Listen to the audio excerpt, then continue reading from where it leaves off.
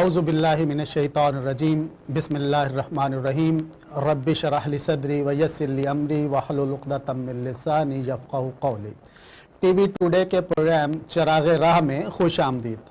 میں ہوں آپ کا میزبان محمد عمران ملک۔ میرے ساتھ آج شریک گفتگو ہوں گے مولانا محمد معروف صاحب۔ میں خوش آمدید کہتا ہوں مولانا صاحب کو۔ اور میرے ساتھ ہیں ہما ایوب صابر صاحب، سابق بانی بلکہ بانی اور سابق سرپرست اقلیتی ونگ جماعت اسلامی اسلام آباد۔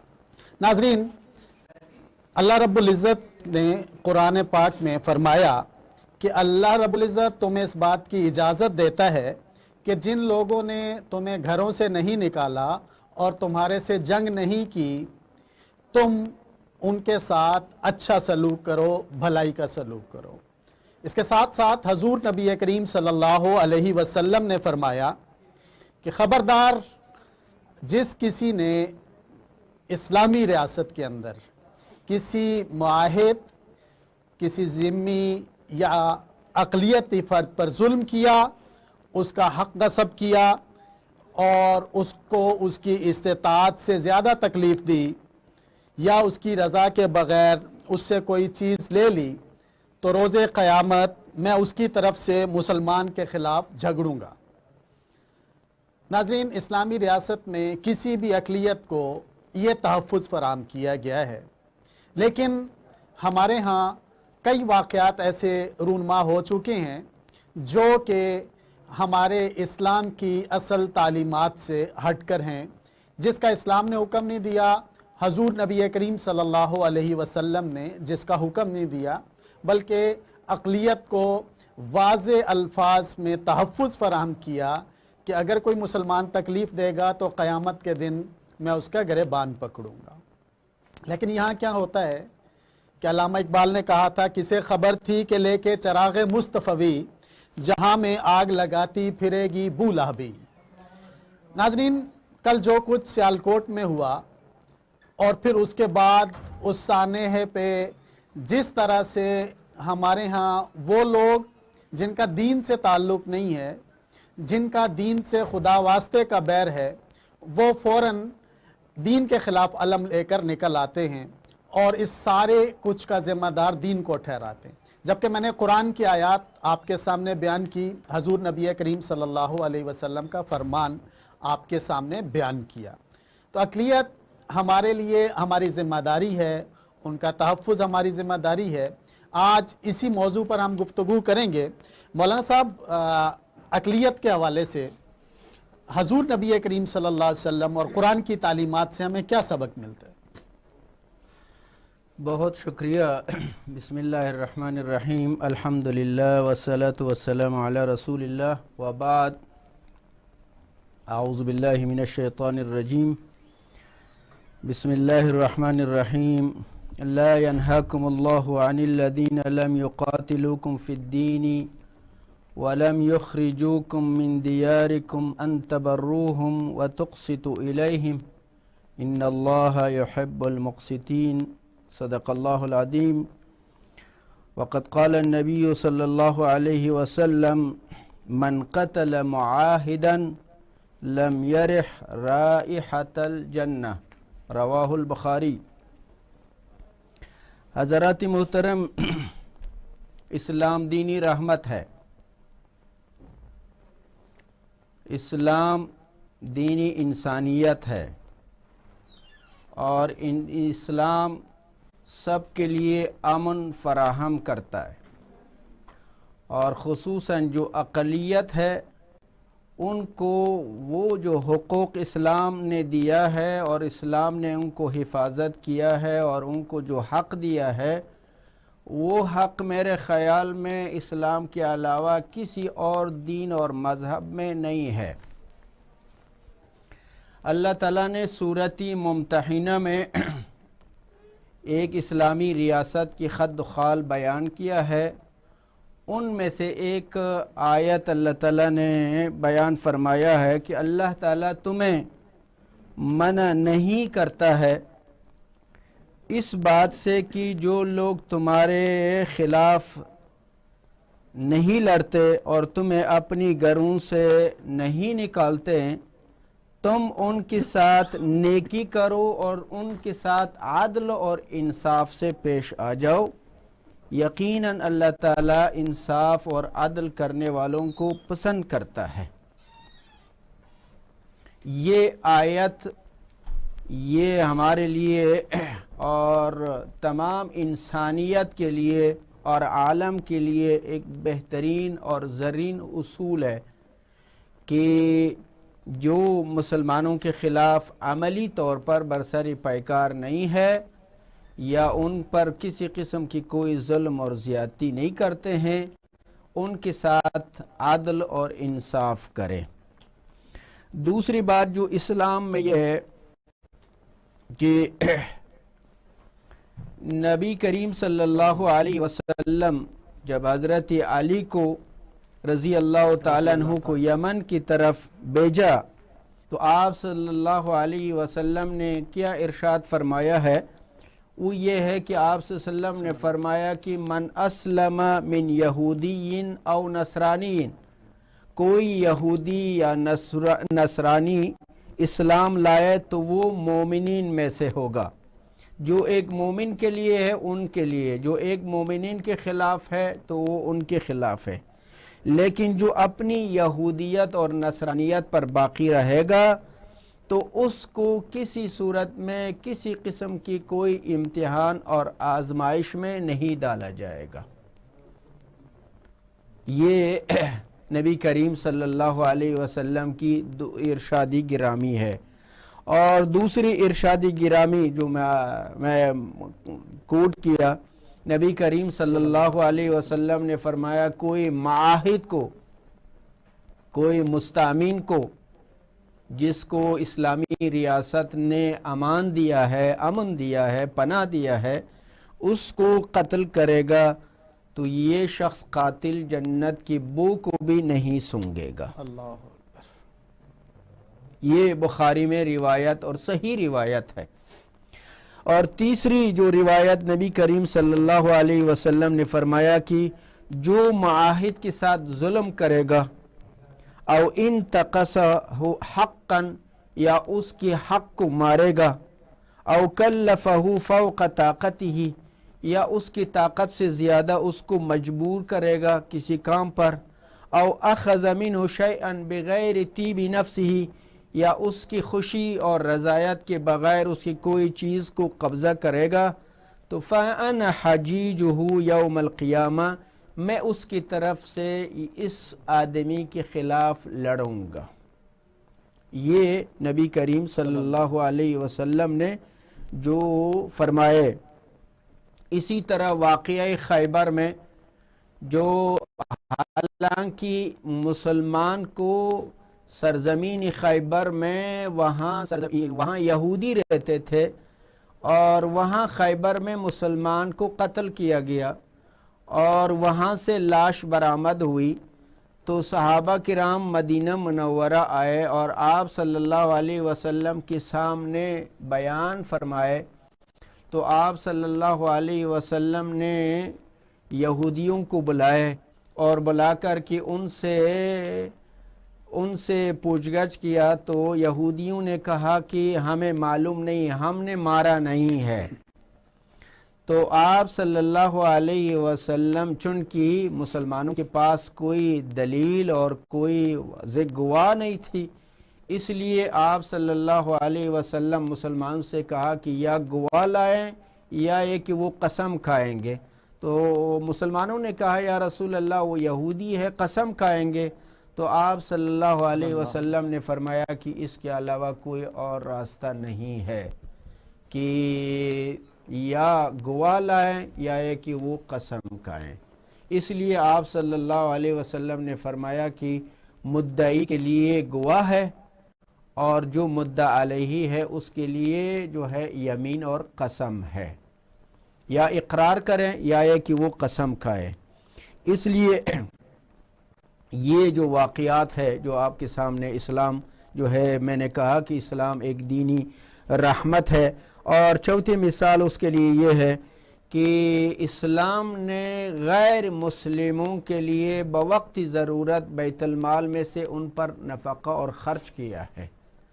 اور نبی کریم صلی اللہ علیہ وسلم ایک یہودی کی گھر والوں پر جب دیکھا کہ ان کے پاس کچھ نہیں ہے تو بیت المال میں سے ان پر خرچ کیا ہے. اور اسی طرح روایت ہے نبی کریم صلی اللہ علیہ وسلم تشریف فرماتے تو ایک جنازہ آیا تو آپ صلی اللہ علیہ وسلم کھڑے ہوئے تو کہا گیا کہ یا رسول اللہ یہ جنازہ یہودی کا ہے. آپ صلی اللہ علیہ وسلم نے فرمایا انسان تو ہے. تو انسانیت کی ناطے سے اس لیے جو میں نے کہا کہ جو حق غیر مسلموں کو اقلیتوں کو جو اسلام دیا ہے دنیا میں کوئی اور دین اور مذہب نہیں دیا ہے. بہت شکریہ مولانا صاحب. ہما ایوب صاحب، آپ نے چونکہ اسلام آباد میں جماعت اسلامی کے اقلیتی ونگ کی بنیاد رکھی، آپ کا اس بارے میں کیا تجربہ ہے؟ یہ جو کل ہوا یہ کس قسم کے لوگ کرتے ہیں اور کن لوگوں کے ساتھ یہ کرتے ہیں؟ کہ 2002 میں نے وہاں بنیاد رکھی تھی. میں شفا ملی اسلام آباد کا صدر تھا. ہم ان لوگوں کے پاس گئے، ان سے ملنا شروع کیا تو ہمیں اندازہ ہوا کہ یہ تو بہت بیچارے معصوم لوگ ہیں اس حوالے سے کہ انہیں نہ ان کے پاس ایجوکیشن ہے، نہ ان لوگوں کے پاس کوئی فیسلٹیز ہیں، بس وہ ان کچی آبادیوں میں رہتے ہیں. اور پاکستان کے اندر تو آلموسٹ 85% جو اقلیت ہے وہ بلو پاورٹی لائن ہے. آپ دیکھیں پورے ملک کے اندر کسی ایسے بزنس مین کا نام بتائیں کہ جو بہت زیادہ اس کا نام ہو. کوئی ایسا اقلیت کا رہنما یا اقلیت کا شخص نہیں ہے کہ جس کا ایک بڑا بزنس ہو. تو بنیادی طور پہ ان کے پاس تو کچھ بھی نہیں ہے، ایجوکیشن بالکل نہ ہونے کے برابر ہے. تو ان لوگوں سے آپ توقع کرتے ہیں کہ جنہیں اپنے مذہب کا نہیں پتہ پوری طرح، ان سے آپ یہ توقع کریں کہ وہ ہمارے مذہب کے بارے میں پوری طرح اویئر ہوں. نہیں، یہ ہم توقع نہیں ہمیں کرنی چاہیے. میں یہ سمجھتا ہوں کہ میرا ان سے پچھلے 20 سال سے تعلق ہے. 2002 سے پہلے ہم نے شروع کر دیا تھا کام. آج بھی ان سے ویسا ہی تعلق ہے. وہ لوگ جب ہم ان کے پاس بیٹھتے ہیں نماز کے ٹائم پہ، انہیں ہوتا ہے کہ ہم ان کے لیے کہاں پہ جو ہے وہ بچھا کے دیں یہ نماز پڑھیں، اور بڑی محبت کرتی ہیں اقلیت کے لوگ جن کے پاس ہم جاتے آتے ہیں ہمیشہ. اس کے علاوہ بعض اوقات جب ذکر ہوتا ہے مذہب کے حوالے سے تو ان کے جذبات بھی ہمارے ساتھ موجود ہوتے ہیں. تو میں یہ سمجھتا ہوں کہ یہ اصولی طور پہ ٹھیک نہیں ہے کہ ہر کچھ عرصے کے بعد کوئی ایسا واقعہ رونما ہوتا ہے کہ جو پورے پاکستان کا، پوری امت مسلمہ کا جو امیج ہے اسے بالکل غارت کر کے رکھ دیتا ہے، تباہ و برباد کر دیتا ہے. کل کا واقعہ ایک جو ہے وہ غیر ملکی، غیر مسلم ہمارے پاس وہ مہمان ہے، اور ہم ذاتی اناد کی بنیاد پہ زیادہ تر واقعات ہیں، ذاتی اناد ہے لوگوں کا. تو میں یہ سمجھتا ہوں کہ ہمیں اس چیز کو سمجھنا ہوگا. پہلی چیز کہ بلو پاورٹی لائن کے لوگ، اور دوسرا ان ایجوکیٹڈ لوگوں سے ہم توقع کیے بیٹھی ہیں. اللہ کے نبی صلی اللہ علیہ وسلم کا طریقہ کار ہمارے سامنے ہے. مولانا صاحب موجود ہیں، انہوں نے ابھی آپ کو بتایا بھی کہ اقلیت کے ساتھ کیا سلوک کرنا چاہیے. تو میں یہ سمجھتا ہوں کہ ہمیں اقلیت کو سمجھتے ہوئے یہاں کی خاص طور پہ پاکستان کے اندر جو چیزیں چل رہی ہیں یہ ہمیں سمجھنے کے بعد کوئی مؤثر قانون سازی کرنی چاہیے. لیکن اس کا ایک دوسرا پہلو بھی ہے. ہمارے جب یہ پرابلمز آتی ہیں تو جو دوسرے ممالک ہیں، جیسے فرانس کے اندر واقعہ ہوتا ہے، جیسے امریکہ میں گوانتانامو بے کے اندر جو واقعات ہوئے، قرآن پاک کی بے حرمتی ہوئی، تو پھر انہیں بھی اس چیز کو سمجھنا ہوگا کہ اب ہمیں تو وہ کہیں کہ آپ ایسے نہ کریں، تو ہم سمجھتے ہیں کہ انہیں بھی اپنے اس متشدد ایلیمنٹ کو وہاں سے ختم کرنا ہوگا. ہمیں اگر یہاں سے کرنا ہے اس چیزوں کو ٹھیک، تو انہیں بھی وہاں سے ٹھیک کرنا ہوگا. تو میں یہ سمجھتا ہوں کہ اس کے اوپر ہمیں کوئی مؤثر قانون سازی کرنی چاہیے. ان لوگوں سے ہم زیادہ توقع نہیں کر سکتے، ان کی ایجوکیشن، ان کے ہاں جو حالات ہیں. آپ یقین مانیے عمران بھائی، آپ 1 گھنٹہ وہاں نہیں بیٹھ سکتے. ہم تو ایک دینی وین کے اندر وہاں پہ جاتے رہے ہیں، ابھی بھی جاتے ہیں، لیکن اگر ایک عام پاکستانی کو کہا جائے کہ آپ ان آبادیوں میں جا کے 1 گھنٹہ بیٹھ جائیں تو یقین مانیے کہ وہ ممکن ہے کہ وہاں بے ہوش ہو جائے. وہ یہ حالات ہے. وہاں سے ایک سے دوسرا فرد گزر نہیں سکتا.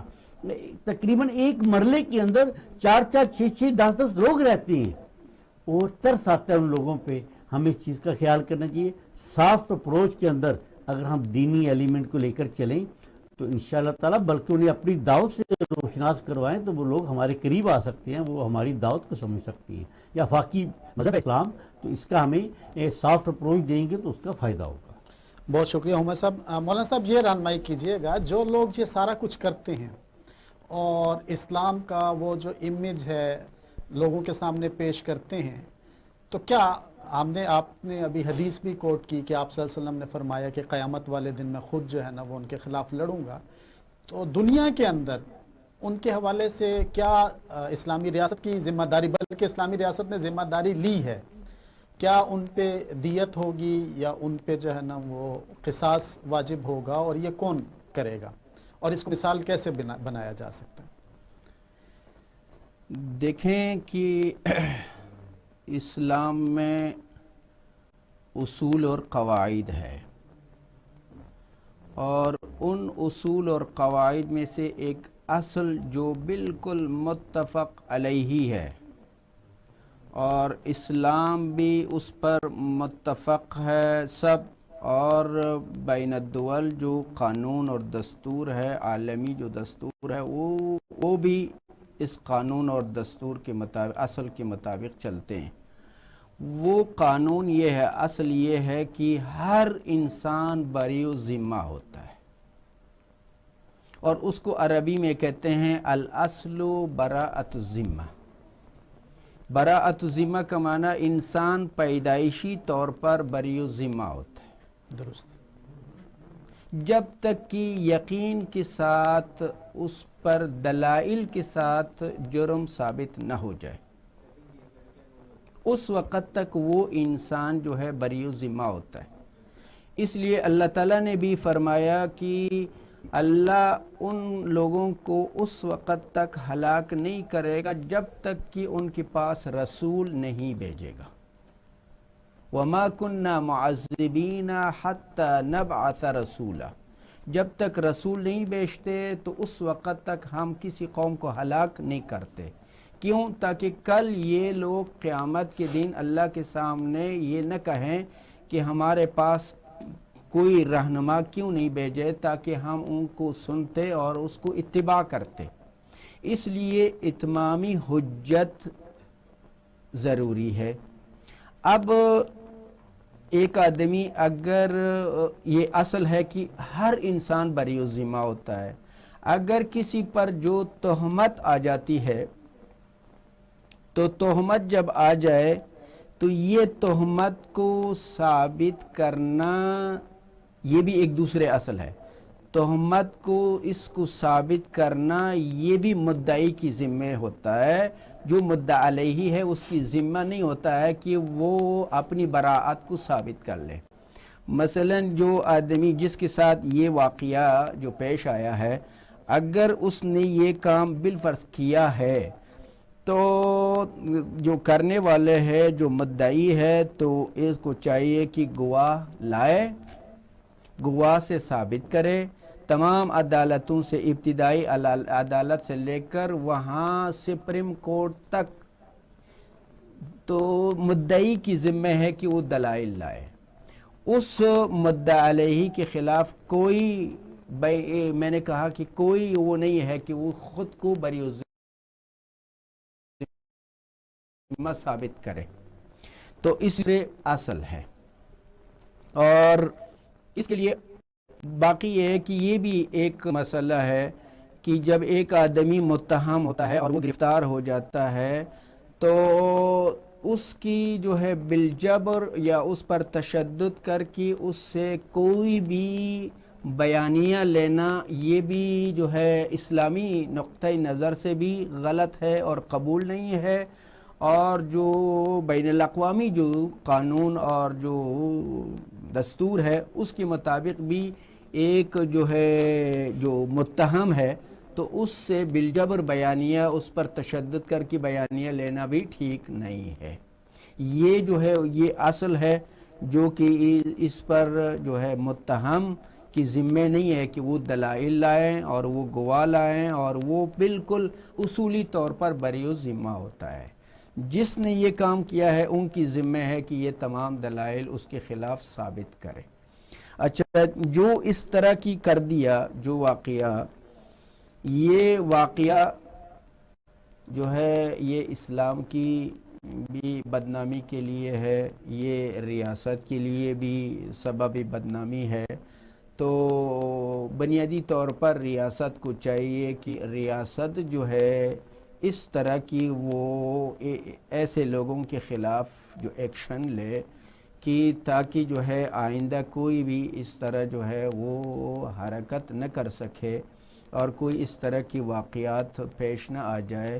تو یہ بنیادی طور پر ریاست کی ذمہ داری ہے کہ اس حوالے سے وہ فکر مند ہو جائے اور اس حوالے سے جو ہے وہ سوچ بچار کرے اور غور تدبر کرے، اور اس کی سدباب کرنے کے لیے وہ جو ہے قانون سازی کرے، اور جو مناسب ہے اس کے مطابق وہ کر لیں، تاکہ آئندہ کوئی بھی اس طرح جو ہے کسی کا بھی خون جو ہے وہ ضائع نہ ہو جائے، کسی کی جان جو ہے وہ ضائع نہ ہو جائے، چاہے وہ مسلم ہو چاہے وہ نان مسلم ہو۔ یہ ریاست کی ذمہ داری ہے۔ اور آپ صلی اللہ علیہ وسلم واقعی خیبر آپ کے سامنے میں نے ذکر کیا کہ وہاں مسلمان کو جو مارا گیا، تو چونکہ اس پر حد ہے، اب چونکہ عدالت میں یہ آپ صلی اللہ علیہ وسلم کی عدالت میں یہ مسئلہ آ گیا ہے، اس لیے آپ صلی اللہ علیہ وسلم بیت المال میں سے جو مقتولین کی جو ورثات ہیں ان کو 100 اونٹ دیت کے طور پر دیا ہے۔ اب یہ ریاست کی ذمہ داری ہے کہ اس حوالے سے وہ کر لے۔ بہت شکریہ مولانا صاحب، آپ نے بہت ہی واضح انداز میں اپنا موقف بیان کیا اور ہمارے ان مسلمانوں کو سمجھانے کی کوشش کی جو جذبات کے اندر آ کے ایسے فیصلے کرتے ہیں یا ان کے پیچھے کچھ اور مقصد ہوتا ہے۔ ہمایوں صاحب، قانون تو موجود ہے پاکستان کے اندر اور ظاہر اس کی سزائیں بھی ہیں، لیکن کیا وجہ ہے کہ لوگ اس کے باوجود قانون اپنے ہاتھ میں لے لیتے ہیں جو ان کا عام افراد کا کام نہیں؟ میں یہ سمجھتا ہوں کہ ایک تو قانون میں شکم موجود ہے۔ قانون جو ہے وہ اس کے اندر اسلامی نظریاتی کونسل موجود ہے، اس سے باضابطہ طور پہ قانون کو بیٹھ کے ڈسکس کرنے کے بعد ان عالم دین کے ساتھ مل کے بیٹھ کے بنانا چاہیے۔ قانون بنانے والے ماشاءاللہ ہمارے جو پارلیمنٹیرین ہیں ان کا نالج میرے اور آپ کے سامنے ہے، آپ جانتے ہیں۔ اس کے علاوہ بھی آپ اس پہ اگر ٹھیک طرح کام کرنا چاہتے ہیں تو جیت علماء کا جو بینچ ہے وہ تشکیل دیا جا سکتا ہے عدالت کے طور پہ بھی، اور قوانین بھی ان کے ساتھ مل بیٹھ کے آپ بنا لیں جس پہ ساری قوم کا کنسنسس ہو، تو اس سے بہتری آ سکتی ہے۔ پھر آپ علماء کرام سے رہنمائی لیں، اور جو ہے وہ جیسے میں نے بینچ کی بات کی ہے، آپ ایک بینچ بنا دیں جس کے اندر اس طرح کے سارے کیس، توہین مذہب کا کیس ہے، مصر رسالت کے کیسز ہیں، یا کوئی اور بے حرمتی ہوتی ہے اس کے کیسز، وہ سارے اس عدالت میں سنے جائیں جس پہ سب کا کنسنسس ہو۔ تو اس سے ایک بہتری کا ایلیمنٹ موجود ہے۔ دیکھیں، آپ کے چاند دیکھنے کا جو معاملہ ہے اس کے اوپر ساری قوم کا کنسنسس ہے، جو بھی اعلان گورنمنٹ کرتی ہے عالم اس کے اوپر عمل ہوتا ہے۔ اس طرح اس سے بھی اگر آپ ایک شکل دے دیں گے تو اس سے بہتری آنے کے چانسز ہیں۔ میں یہ سمجھتا ہوں کہ ہماری جو حکومت ہے، حکومت کی ریٹ اس طرح قائم نہیں ہوتی، اور اس کی بنیادی وجہ قوانین کا کمزور ہونا اور قوانین کے اوپر کنسنسس نہ ہونا قوم کا۔ اسے اگر کر لیا جائے تو اس سے بہتری کے آثار نظر آتی ہیں، بن سکتی ہیں۔ ناظرین، ہم نے مولانا صاحب کی بات بھی سنی، ہمایوں صاحب کی بات بھی سنی، میں نے آغاز میں قرآن اور حدیث کے حوالے سے بھی بات کی، اور اس پہ مختلف دینی جماعتیں بھی اپنا اظہار کر چکی ہیں کہ یہ ہرگز دین کا پیغام نہیں ہے، نہ ہی دین اسلام نے ایسے کسی کام کا حکم دیا ہے، اور نہ ہی دین جو ہے نا وہ کسی انسان کو قتل کی اجازت دیتا ہے، نہ ہی قانون ہاتھ لینے کی اجازت دیتا ہے۔ لیکن اس کے باوجود کچھ لوگ جو پاکستان میں ایسے موجود ہیں جو اپنے آپ کو لبرل کہتے ہیں، جو اپنے آپ کو سیکولر کہتے ہیں، جب وہ بات کرتے ہیں تو بجائے یہ کہ وہ اس واقعے کا پس منظر جانیں، بجائے یہ کہ اس واقعے کے پس منظر پر بات کریں، یا جس طرح سے ہم نے یہاں پہ اپنے فورم پہ انتہائی اعتدال پر مبنی بات کی، ہم نے دونوں اپنے مہمانوں کا موقف سنا، اور ظاہر ہے دین اسلام کا بھی موقف یہی ہے، تو اس کو سننے کی بجائے ہمارے یہ سیکولر حضرات دین کے اوپر انگلی اٹھاتے ہیں، دین اسلام پر انگلی اٹھاتے ہیں، جبکہ دین اسلام نے ہرگز ہرگز ہرگز یہ حکم نہیں دیا کہ کسی جان کو قتل کیا جائے، کسی اقلیت کو نقصان پہنچایا جائے، کسی اہل کتاب کے ساتھ یہ معاملہ کیا جائے، کسی ہندو کے ساتھ یا برہمن کے ساتھ یا شودر کے ساتھ یہ معاملہ کیا جائے۔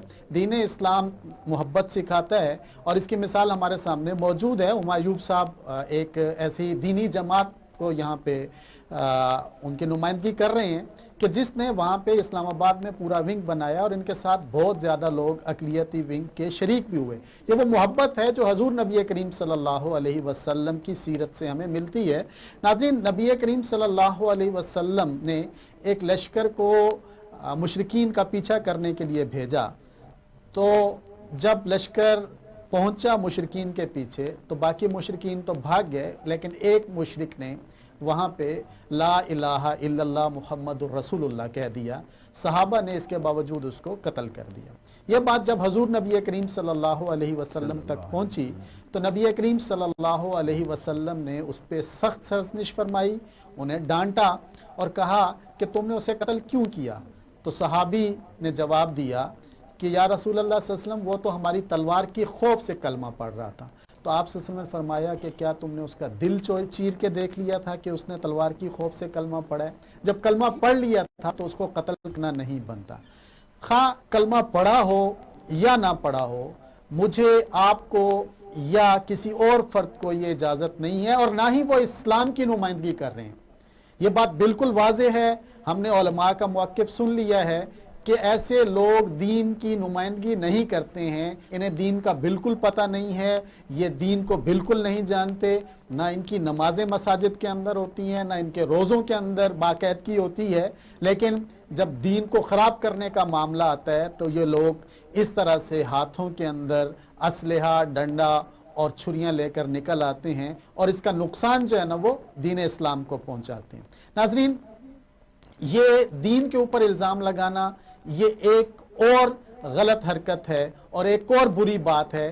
جیسا ان لوگوں نے کیا، اس کو سارے دینی افراد اس کو ڈینائی کر رہے ہیں، اس کی مذمت کر رہے ہیں، ان کو سزا دینے کا مطالبہ کرتے ہیں، اور بالکل واضح طور پہ یہ کہا جا رہا ہے کہ اس کا دین سے کوئی تعلق نہیں ہے۔ تو ہمیں بھی سمجھنا چاہیے، اور گورنمنٹ کی بھی یہ ذمہ داری یہاں پہ ہم نے ڈسکس کی کہ وہ ایسے معاملات کو روکے اور ایسے معاملات میں اپنے جو قانون ہے اس پر سختی سے عمل کرے۔ میں آخر میں ایک دفعہ پھر مولانا صاحب سے کوئی آپ چند سیکنڈ میں کوئی مزید پیغام دینا چاہیں تو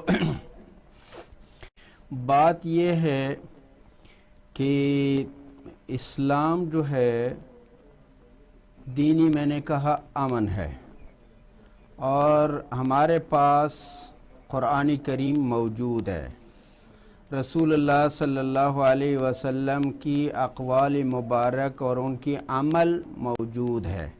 آپ صلی اللہ علیہ وسلم جو مدینہ منورہ میں تشریف لائے تو آپ صلی اللہ علیہ وسلم وہاں میثاقی مدینے اور دستوری مدینے کے نام سے جو یہودیوں کے ساتھ معاہدہ فرمایا، اور وہاں سے جب تک فرمایا جب تک یہودی اس عہد پر قائم رہیں گے تو ہم ان کو کچھ نہیں، بلکہ مل کر کے جو مدینہ ریاست، اسلامی ریاست کے خلاف حملہ ور ہو جائے گا، مل کر کے دفاع کریں گے۔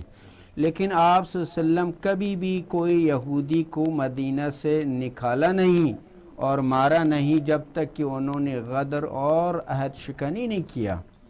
ایک دوسری بات یہ ہے کہ حضرت عمر رضی اللہ تعالی عنہ جب شام کو فتح کیا تو شام کو فتح کرنے کے وقت جو وہاں کی شام والے جو نصرانی جو تھے، حضرت عمر نے یہ فرمایا کہ میں اللہ سے عہد کرتا ہوں اور میں تمہارے ساتھ وعدہ کرتا ہوں کہ تمہارے مال، تمہارے اولاد، تمہارے جان، تمہارے مرد اور خواتین سب کی سب محفوظ ہے، اور میں یہ اپنی اوپر لازم کرتا ہوں، اور میں تم سے تمہارے عزت اور آبرو ہر چیز سے دفاع کروں گا۔ اور جزاک اللہ مولانا صاحب، بہت شکریہ، چونکہ ہمارے پروگرام کا وقت مختصر ہے اور ہم نے کافی تفصیل سے اس پہ بات بھی کر لی ہے۔ ناظرین، آپ کے فیڈ بیک کا انتظار رہے گا۔ ہمارے اس پروگرام میں خالص دین کے حوالے سے وہ بات کی جاتی ہے جو اتھینٹک ہو، اور ہم اپنے مہمانان بھی وہی بلاتے ہیں جو اتھینٹک بات کر سکیں۔ آپ کے سوالات کا، آپ کے فیڈ بیک کا انتظار رہے گا۔ ہمارے پروگرام کا وقت ختم ہوا چاہتا ہے۔ اپنے میزبان محمد عمران ملک کو اجازت دیجیے۔ اللہ حافظ۔